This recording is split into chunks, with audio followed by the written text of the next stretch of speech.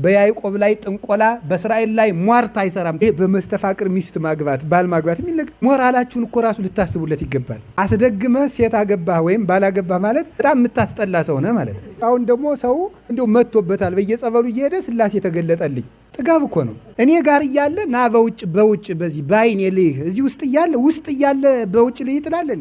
እናንተ ምን ድራማ ነው ፊልም ነው የምትፈልጉት? በብልጣብልጥነት የሆነች ብር አጠራቅመ የሆነ ጸበል ሂደ እዚያ ተጠምቀመጠ ክርስቶስን ስላየው ነው የምትድነው አይደለም። አይታይም። እዛ ሰይጣን ነው የሚቀልደው። ሲኦልን አሳየኝ ገነትን አይቸው መጣው። በፍጹም ሲኦልና ገነት እዚህ መጽሐፍ ቅዱስ ላይ ተምረነዋል። ሲኦልም ገነትም በእጃችን ነው ያዝነው። የሥላሴን ስዕል እያስመሰለ የማርያምን ስም እያስመሰለ የቅዱሳንን ስዕል እያስመሰለ እዚያ ውስጥ እየገለጠ የሚቀልደው ሰይጣን ነው። ዝም ብላችሁ ጸበል ተጠቅምቃችሁ እግዚአብሔር ማረኝ ብላችሁ ነው። አሁን የሰው ትዳርም ያፋታሉ። አርሴማ ታጠፋለች ብላለች። በድንግል ማርያም ስም የሚነግድ ዲያብሎስ አለ፣ በአርሴማ የሚነግድ ዲያብሎስ አለ።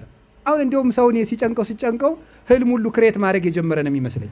በዓለም ላይ በክርስቶስ ስም ተቋቁም ያለው የሚል ብዙ ቤተክርስቲያን ነው ያለው። የኛ ቤተክርስቲያን ብቻ ትክክል መሆኗን የምናረጋግጠው በምንድን ነው ካላችሁኝ ሐዋርያውያን መሆናችን ነው።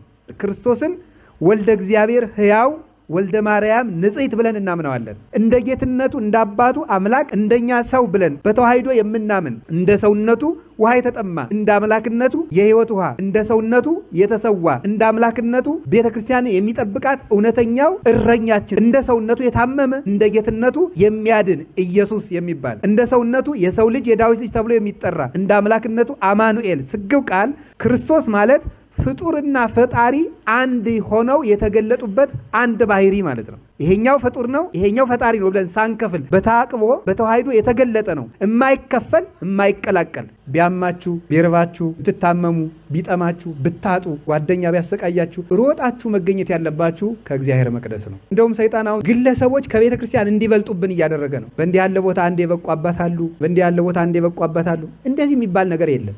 የበቃ ሰው ትፈልጋላችሁ? ቅዱስ ትፈልጋላችሁ? የበቃ ምንም ነውር የሌለበት ቅዱስ አባት ትፈልጋላችሁ? የበቃች የነቃች አንዲት የበቃች አካል ልንገራችሁ። እሷ ማናት ወገኖቼ? በዚህ ዘመን የበቃ አባት የበቃ እናት እያላችሁ ልባችሁን አታድክሙት።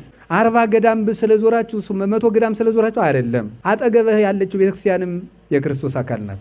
ብርቅርቅርቅርቅርቅርቅ የሚል ልብስ ለብሶ የሚቀድሰው ጳጳስም ሲቀድስ ሲያርስ ቆይቶ እግሩን ታጥቦ የመጣው ቄስም ሲቀድስ የሚገኘው አንድ ሊቀ ካህናት ክርስቶስ ነው። የሚቀርበው አንድ የሕይወት እንጀራ ክርስቶስ ነው።